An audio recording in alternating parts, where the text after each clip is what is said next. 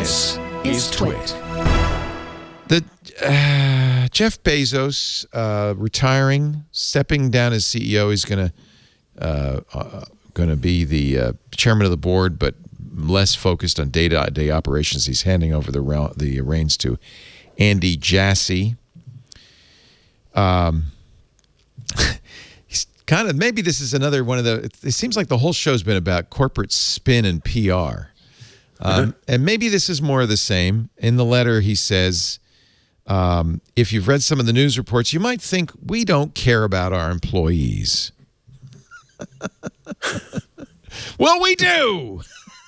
But maybe we ought to do better. He's coming off a victory. Of course, the Alabama warehouses voted against the union, fairly substantially voted against the union. He says, while voting results were lopsided and our direct relationship with employees is strong, it's clear to me we need a better vision for how we create value from employees, a vision for their success. I'm sure Amazon will continue to fight unions. On the other hand, there are things they can do to make it better to work at Amazon. He said, our employees are sometimes accused of being desperate souls and treated as robots. That's not accurate. Remember was it a book that said that if you didn't cry at your desk once a day at Amazon, you really weren't working hard enough? If any shareholders are concerned that Earth's best employer and Earth's safest place to work, that's his goal, might dilute our focus on Earth's most customer-centric company, let me set your mind at ease. Think of it this way. If we can operate two businesses as different as consumer e-commerce and Amazon Web Services and do both at the highest level, we can certainly do the same with these two vision statements. I'm confident they will reinforce each other. Spin, or do you think he genuinely is being, a little affected by all of the blowback and wants to do something to make it a better company? Well, this is Jeff Bezos' last letter to shareholders as CEO. So what he's thinking when he's writing this is legacy, legacy, legacy. And for him, he's reading the news and he's seeing, what happened with the high-profile Twitter battle that led employees to end up sharing photos of the bottles that they've peed in and letters telling them to stop pooping in bags with the press, which basically Amazon is under fire and for the way that it treats employees, and it's on its way to becoming the biggest employer in the U.S. It's added 1 million employees in under a decade. Wow. And it just keeps adding 100,000, 200,000 a year. And so this is going to be Jeff Bezos' legacy, because at the end of the day, he's going to be the person who's going to be responsible for the state of the American worker, because the American worker is largely moving from places like the factory, which produce things, to places like the fulfillment center, which distributes things. And so Bezos is going to, this stuff is going to continue to grow. Amazon added 50 million Prime members in the last year, up from 150 million. That's stunning. 33% growth. First time we've ever heard that number, by the way. 200 million Amazon Prime subscribers. Yeah. So I think Bezos is thinking, when people look back at him, they're going to look back at the e-commerce company he built, but they'll also look at the broader transformation that he led in terms of the economy and the way that work is structured. And of course, there were other factors that were involved there. And so that's why I think we heard so much about the worker there. And now, does Amazon care? Yeah, actually, I think Amazon cares a lot more than we end up hearing in the press reports. I don't think it's a miserable place for so many people to work. It can be really tough. But I do think that the reality there is somewhere in between what we hear in some of the worst. It's not like everybody goes in and brings their bottle to work, and pees in it twice a day. There are good jobs at Amazon, but they definitely have room to improve. And I kind of, Amazon was freaking out when people were talking about the way that their employees are treated. And there is some righteous indignation that they can have. The United States politicians are the ones that signed trade deals like NAFTA and encouraged China to join the WTO, which ended up having us trade those production jobs for fulfillment jobs. And Amazon, pays $15 minimum wage, where the federal government has a $7.25 minimum wage. And so, I kind of see Amazon's side a little bit when, they're looking at these, politicians from the U.S. government saying, you got to treat workers better. And Amazon's like, you're supposed to be looking after the workers. In America, of course, Amazon, we talked about, has lobbyists, but, there have been decades where our politicians have had a chance to make the situation better, and they've failed. You can also make the case that voting down the union in Alabama was a vote of confidence from the workers, saying we prefer Amazon management. We don't need a union. I'd buy that more if Amazon didn't go through the painstaking union busting process that it did. If Amazon had that vote be, let that vote be fair and didn't compel people to go into education systems and, start getting the post office to have this mailbox in that, might have made some people think that they were going to read their ballots. Right. That might be one thing. Why do you, if you really think that you can stand up based off of the merits, you don't need to bring the union busting firm in.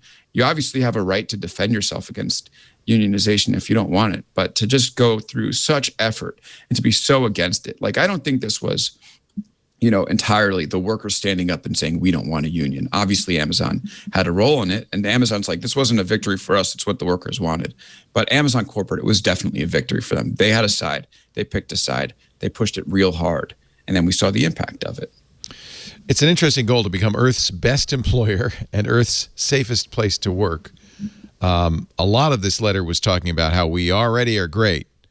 So I'm not sure exactly what he plans to do to make it the best employer and the safest place to work.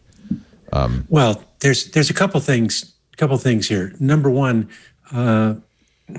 Bezos is doing what Bill Gates did 15 years ago. And Andrew Carnegie did before him, right? And Andrew Carnegie did back in several generations ago. And so people were skeptical about Bill Gates walking away from a day-to-day role with Microsoft, and yet that's exactly what he did. And became a philanthropist. Has really become his primary focus there. I guess like Andrew Carnegie, some of that was to renovate his reputation. I think to a large extent, but there was also, I think people who know Bill will say that there was some genuine personal transformation. Interesting. That happened along the way. But I think the other thing about the whole union vote, there's two factors there that we really need to keep in mind. One is that this vote took place in probably, perhaps the worst possible place to have a union vote. This is one of the reddest states in the country. One of the reddest states with one of the most powerful so-called right to work traditions. Right.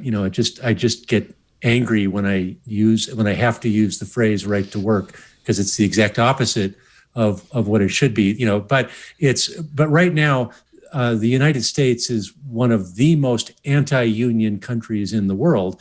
And so basically Bezos is operating as the kinder, gentler face of what every corporation is doing. They don't have to bust unions anymore. The unions are in shambles. They're in shards on the ground, and so and with an NLRB that isn't able to really influence the course of the election very much. This one seemed kind of preordained. It's a country that's anti-union. It's a state that's aggressively red and anti-union. So I guess this didn't surprise me at all.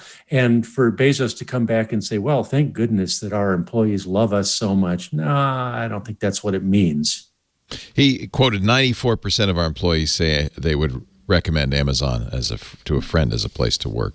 He says, we want to make that 100%, but 94 is not bad. It's better than Wendy's. Well, and it pays better than Wendy's, I might add, and pays better than Walmart, I might add. There are plenty of... Yeah, and at the end of the day, the workers did vote. They did get to vote. They got to vote. I can't discount their choices, even though Amazon influenced it. Do you think this is Jeff Bezos's... it's his farewell. Do you think this is his attempt to kind of leave on a high note and then just kind of walk away, wash his hands of the whole thing? How well will Amazon do without Jeff Bezos at the helm? I think for whatever you don't like about him, you have to say strategically, he's amazing, right? I mean, he's brilliant. Or no? I mean, the culture. Go ahead, Alex. You first. I would just say that the culture that he's built, when you start to look at it up front, and of course, there's an element of how workers are treated. I think it could be better. I think there's a big difference between the experience in the warehouse and the experience in the executive suite, right? I mean, they're two different jobs, very different jobs. No doubt. But there are some constants where, like, both workers in the fulfillment centers and workers in the corporate offices can have their jobs automated away. Right. And we'll have to adjust. And in fact, this past week on Big Technology Podcast, I had one of the people who worked in Amazon's corporate offices, a woman named Elaine Kwan, who had her job automated away. She was on the phone with Gucci and Versace stocking the fulfillment centers. And then all of a sudden that was handed over to machine learning. So it's, everybody inside that company needs to be able to adapt and embrace change. And you look at most big companies and they just kind of make something and they stop. Like this was the case with Microsoft for a long time, where they made Windows, they were the desktop operating system, and they stopped. And only after we moved to mobile and the cloud did they actually have to catch up, and they've done a good job, although they were pretty late to the game. But you look at Amazon and they're always one step ahead of what's going on.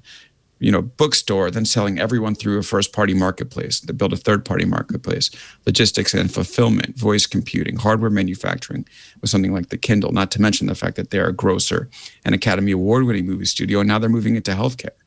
And you don't excel at all that stuff unless your culture, your leadership, and your processes and internal technology are locked in. And I don't think there's anybody on the planet right now that's done a better job at that than Bezos. So I think the company will be able to survive. And the big question is whether they're going to be able to keep that mentality that Bezos has instilled, from his position at the top after he leaves. Jassy, of course, has shadowed him as his technical advisor back in the day before he built AWS. He's done a good job with AWS, built it into a massive business. But you never quite know until the person at the top leaves. And we know with Microsoft, Bill Gates left and they put Steve Ballmer in, who was just there to, ended up making money. And they needed to make another leadership change to get back, to their more inventive ways. So that'll be a question with Amazon. But I think Bezos's legacy as somebody who's been able to build a powerhouse company, I don't think that's ever going to, go into question in the long term.